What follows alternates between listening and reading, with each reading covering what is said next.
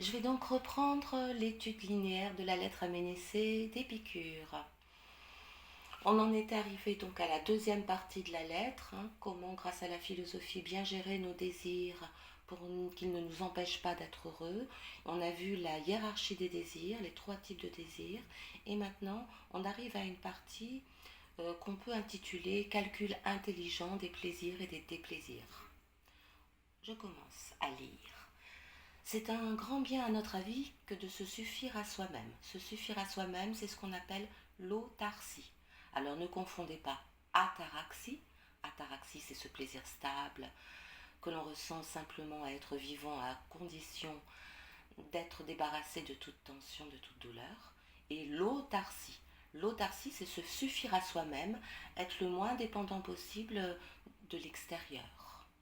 Se suffire à soi-même. Non qu'il faille toujours vivre de peu, mais afin que si l'abondance nous manque, nous sachions nous contenter du peu que nous aurons, bien persuadés que ceux-là jouissent le plus vivement de l'opulence qui en ont le moins besoin, et que tout ce qui est naturel est aisé à se procurer, tandis que ce qui ne répond pas à un désir naturel est malaisé à se procurer. Donc première clé du bonheur, l'autarcie. Avoir le moins de dépendance possible. On a vu que pour être heureux, pour être en autarcie, il suffit d'être vivant et donc pour cela il faut répondre à nos désirs naturels nécessaires. Donc il faut absolument éviter d'avoir d'autres dépendances que celle-là. Donc il faut se suffire du minimum de ce qui me permet d'être en vie, en bonne santé, l'amitié et la philosophie. Ne pas avoir d'autres dépendances, parce que sinon je vais risquer de me mettre en situation de manque et de frustration. Si je me suffis à moi-même, si je me contente de peu, eh bien, quoi qu'il arrive, dans presque toutes les circonstances, j'arriverai à être serein, en ataraxie, heureux. Alors il ne s'agit pas absolument de s'interdire tout petit extra.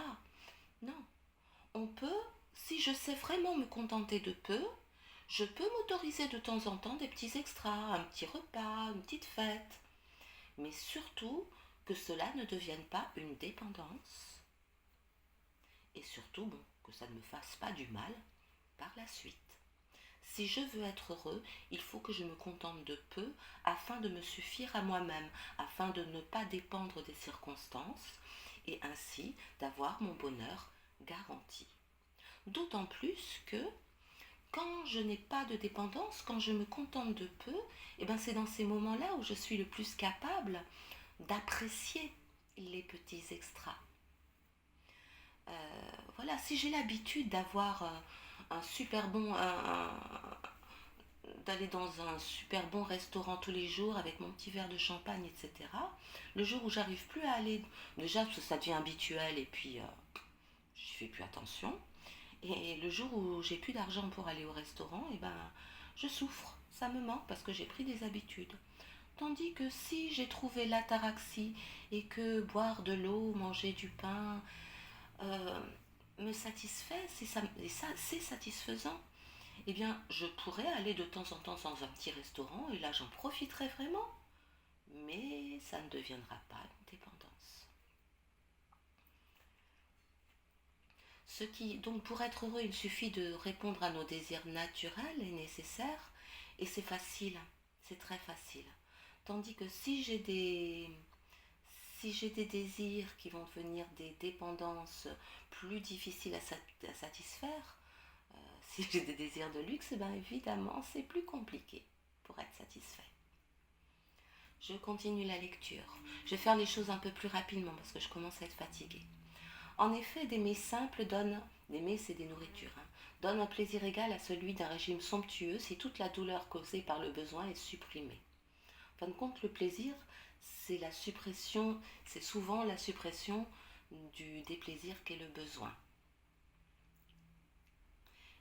Ça c'est en mouvement. Et d'autre part, du pain d'orge et de l'eau procurent le plus vif plaisir à celui qui les porte à sa bouche après en avoir senti la privation. Alors attention, Épicure ne veut pas dire par là qu'il faut se priver de manger pour avoir du plaisir. Là, voyez, le plaisir dont il s'agit, là, d'abord j'ai une tension, un besoin, un désir, ce qu'on appelle un désir en mouvement, un désir qui est une tension. Ah, j'ai faim, j'ai faim, j'ai faim, j'ai faim, je mange, oh, la tension se relâche. Et c'est ce qu'on appelle le plaisir. Ce type-là de plaisir, c'est les plaisirs en mouvement. Ça, ils correspondent en fin de compte au relâchement d'une tension, à la satisfaction d'un désir. Ces plaisirs en mouvement, ils existent, hein, on sait très bien que ça fonctionne souvent comme ça. Même les plaisirs en mouvement qu'on obtient en satisfaisant un désir naturel sont, sont passagers. Mais le véritable plaisir qui donne le bonheur, c'est un autre type de plaisir, c'est le plaisir stable de l'ataraxie. Et ce plaisir, certes, suppose qu'on réponde à certains désirs, qu'on mange, qu'on boive, etc. Mais ce plaisir n'est pas la satisfaction d'un désir. C'est un plaisir qui est constant à condition que je sois vivant, en bonne santé, avec des amis et de la philosophie. L'habitude d'une nourriture simple et non pas celle d'une nourriture luxueuse convient donc pour donner la pleine santé, pour laisser à l'homme toute liberté de se consacrer aux devoirs nécessaires de sa vie, pour nous disposer à mieux goûter les repas luxueux lorsque nous les faisons après des intervalles de vie frugale, enfin pour nous mettre en état de ne pas craindre la mauvaise fortune. La mauvaise fortune, c'est quand on manque de chance, ben ouais, j'ai plus d'argent pour aller au restaurant. Ben c'est pas grave, j'ai pas besoin de restaurant pour être heureux. Voilà. Quand donc nous disons que le plaisir est le but de la vie, on répète l'hédonisme. Hédonisme, le plaisir est le but de la vie. Eudémonisme, le bonheur est le but de la vie. Épicure est eudémoniste, mais du même coup, puisqu'il dit que le bonheur est le plaisir, il est hédoniste. Mais attention, je continue la lecture. Nous ne parlons pas des plaisirs des voluptueux, inquiets, ni de ceux qui consistent dans des jouissances déréglées, ainsi que l'écrivent des gens qui ignorent notre doctrine, ou qui la combattent et la prennent dans un mauvais sens. Le plaisir dont nous parlons est celui qui consiste pour le corps à ne pas souffrir, et pour l'âme à être sans trouble. Voilà. Donc là, Épicure précise quel type d'hédonisme est le sien. On peut distinguer deux types d'hédonisme. L'hédonisme des Cyrénaïques. Aristippe de Cyrène, du temps d'Épicure, donc prônait une théorie selon laquelle il fallait se précipiter et faire la chasse à toutes les jouissances. Le plaisir, quel qu'il soit, il faut le rechercher, il faut cueillir tout ce qui se propose et aller même rechercher tous les plaisirs possibles. Ça, c'est l'hédonisme cyrénaïque qui cherche les plaisirs en mouvement et qui cherche le luxe, etc. Mais Épicure nous dit attention, ça c'est dangereux, parce que les plaisirs en mouvement, ils ne durent pas très longtemps.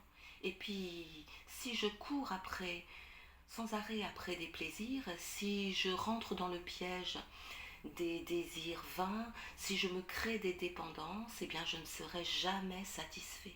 Je serai toujours en train de courir après quelque chose. Il m'en faudra toujours plus, toujours plus. Je ne serai jamais satisfait, jamais heureux. Et donc, rechercher comme les hédonistes cyrénaïques toutes les jouissances possibles, eh bien c'est se condamner à une vie où on est sans arrêt en état de frustration et en plus où on risque de mettre fort en danger notre équilibre physique et psychologique. L'hédonisme d'Épicure, c'est totalement autre chose. Il faut chercher le plaisir stable de l'ataraxie et pour ça il y a besoin de très peu et donc il faut éviter à tout prix les dépendances. Certes, il y a des désirs, les désirs naturels nécessaires qui créent des petites tensions mais qu'on peut satisfaire facilement.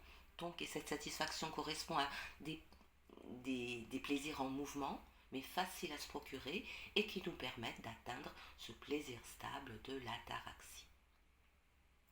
Donc, le plaisir dont nous parlons, celui de l'ataraxie, est celui qui consiste pour le corps à ne pas souffrir, c'est ce qu'on appelle l'aponie, L''aponie, et pour l'âme à être sans trouble, ataraxie. Évidemment, c'est plus facile d'être sans trouble quand on n'a pas de problème de douleur physique. Mais à la rigueur, le plus important, c'est ne pas avoir de troubles dans l'âme. Épicure a beaucoup souffert et pourtant, grâce à sa bonne manière de penser, il a pu être en ataraxie si on l'en croit. Car ce n'est pas une suite ininterrompue de jours passés à boire et à manger, ce n'est pas la jouissance des jeunes garçons et des femmes, ce n'est pas la saveur des poissons et autres mets que porte une table somptueuse, ce n'est pas tout cela qui engendre la vie heureuse, mais c'est le raisonnement vigilant, capable de trouver en toutes circonstances les motifs de ce qu'il faut choisir et de ce qu'il faut éviter, et de rejeter les vaines opinions, encore Épicure contre les opinions de la foule, d'où proviennent les plus grands troubles de l'âme. Donc voilà, si je veux être heureux, il va falloir que je sois prudent et que je garde toujours en tête que ce qui est recherché, c'est l'ataraxie. Et si je veux l'ataraxie, eh bien il va falloir que je me méfie de tous ces plaisirs qui peuvent me tenter au premier abord. Et en tant que plaisir, en effet, ils sont bons, mais ils risquent d'engendrer beaucoup plus de déplaisir que de plaisir. Donc il faut les éviter. Et donc, première clé du bonheur, on a vu que c'était l'autarcie, se contenter de peu. Deuxième clé du bonheur, on en arrive là, c'est la prudence, la capacité à chaque instant de notre vie à bien choisir ce qu'on fait, ce qu'on ne fait pas, en fonction du but visé, qui est l'ataraxie. Il faut choisir de manière prudente, en gardant toujours en tête les principes de la vie heureuse. Éviter la douleur, éviter les dépendances qui procurent la douleur de la frustration. Or, le principe de tout cela et par conséquent le plus grand des biens, c'est la prudence. Prudence, c'est un mot important. Prudence, phronesis en grec, c'est la capacité à être toujours très attentif à chaque situation, à soi-même, pour savoir ce qu'on peut se permettre ou pas, et pour faire les bons choix, en gardant toujours en soi-même le but, ataraxie. Et à partir de là, il n'y a pas de règle générale. Il faut éviter la douleur, éviter les dépendances. À partir de là, c'est à chacun d'être attentif aux circonstances, à lui-même, pour voir s'il peut se permettre un petit festin ou un petit verre de vin, ou s'il ne le peut pas. Il faut donc la mettre, la prudence, au-dessus de la philosophie même, puisqu'elle est faite pour être la source de toutes les vertus, en nous enseignant qu'il n'y a pas moyen de vivre agréablement si l'on ne vit pas avec prudence, honnêteté et justice, et qu'il est impossible de vivre avec prudence, honnêteté et justice si l'on ne vit pas agréablement. J'explique rapidement cette phrase un peu difficile. Donc, quelle est la différence entre la philosophie et la prudence ? Schématiquement, on peut dire que la philosophie, c'est le fait de comprendre des choses, de l'intérioriser. Mais la prudence, c'est la philosophie mise en pratique. La philosophie nous fait connaître les règles, les principes de la vie heureuse. Mais ensuite, pour appliquer ces principes dans chaque occasion de notre vie, eh bien, il va falloir la prudence. La prudence, c'est une qualité pratique de la vie de tous les jours. Il y a des principes que la philosophie m'a fait comprendre, que j'ai bien intériorisés. Maintenant, au coup par coup, pour faire mes choix, il faut que je sois attentif à moi-même, attentif à la situation, attentif aux principes que j'ai toujours en moi pour faire les bons choix. Et donc, c'est la prudence qui est visée par la philosophie, qui permet de toujours bien choisir, qui permet toutes les vertus. Une vertu, c'est une capacité à bien agir. Et voilà. Et qui va nous permettre de vivre agréablement. Ensuite, il y a cette phrase qui est un petit peu difficile. Il n'y a pas moyen de vivre agréablement si l'on ne vit pas avec prudence, honnêteté et justice. Et il est impossible de vivre avec prudence, honnêteté et justice si l'on ne vit pas agréablement. Autrement dit, pour Épicure, il n'y a pas de discordance entre la vertu et le bonheur. Vertu et bonheur et plaisir, c'est la même chose. Et attention, quand Épicure parle de justice, il parle peut-être plus de justesse. faire les bonnes choses au bon moment.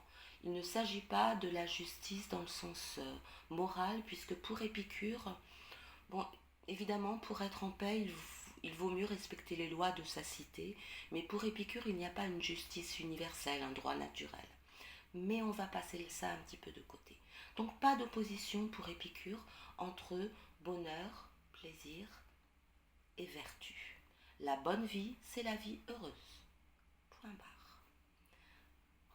Les vertus, en effet, ne sont que des suites naturelles et nécessaires de la vie agréable, et à son tour, la vie agréable ne saurait se réaliser en elle-même et à part des vertus. C'est parce que je pense bien et que je fais des bons choix que j'ai une vie agréable. Si j'ai une vie agréable, c'est que j'ai fait des bons choix. Point barre. Il n'y a pas d'autres critères. Ensuite, on arrive à une petite conclusion provisoire. Et maintenant, y a-t-il quelqu'un que tu mettes au-dessus du sage, c'est-à-dire celui qui a fait de la philosophie et qui a réussi à comprendre les choses importantes? Il s'est fait sur les dieux des opinions pieuses, résumé de la première partie de la première partie. Il est constamment sans crainte en face de la mort, résumé de la deuxième partie de la première partie.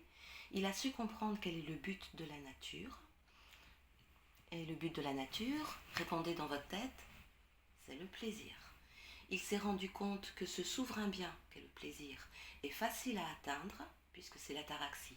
Il suffit d'être vivant, sans tension, et à réaliser dans son intégrité.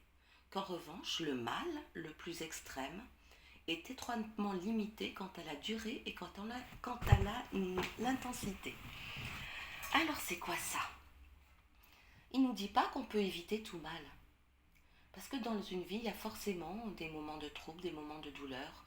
Et ici, on pense précisément à la douleur physique, qu'il connaissait très bien, Épicure. Mais ce qu'il nous dit, c'est que la douleur ne peut pas empêcher le bonheur. Parce que soit une douleur est très forte, et dans ce cas-là, ça il l'explique ailleurs, soit une douleur est très forte, et dans ce cas-là, on tombe dans l'inconscience, et donc on n'a pas mal, donc elle est limitée dans la durée. Soit une douleur dure, mais si elle dure, ça veut dire qu'elle n'est pas très très intense, et donc elle peut être supportable. Alors là, vous allez me dire quand même, il y a des douleurs qui durent et qui sont insupportables. Ce que pense Épicure, c'est que le caractère insupportable de la douleur qui dure vient surtout de nous-mêmes, de notre manière d'appréhender la douleur, de notre panique, de notre imagination. On se dit mais pourquoi moi? Combien de temps ça va durer? Etc. Et en fin de compte, c'est nous qui augmentons par notre attitude mentale, qui augmentons la douleur et qui nous la rendons insupportable. Si je sais calmer mon imagination, si je sais ne pas paniquer, la douleur qui dure est beaucoup plus facilement supportable. Et vous vous souvenez, grâce à la réminiscence affective, je peux faire venir à la place des sensations agréables que j'ai engrangées pendant ma vie. Waouh! Bon, ça suppose pas mal de travail, ça.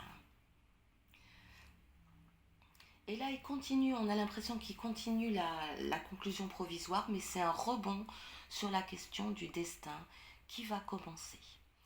Je récapitule donc depuis le début. On a vu introduction, il faut faire de la philosophie à tout âge pour être heureux. Donc, première grande partie, comment grâce à la philosophie, on peut vaincre ces obstacles au bonheur que sont nos angoisses. Deuxième partie de la lettre, comment grâce à la philosophie, on peut vaincre ces obstacles au bonheur que sont nos désirs, en tout cas certains de nos désirs. Et conclusion provisoire, quand on fait de la philosophie, on arrive à nous libérer de nos angoisses et on arrive à voir que à nous libérer de nos désirs inutiles et donc à atteindre le plaisir de l'ataraxie facilement. Certes, il y a des petits moments de douleur, mais soit très courts, soit très faibles, et qui n'empêchent pas l'ataraxie. Avant-dernière vidéo, je poste la dernière sur la fin d'ici quelques minutes.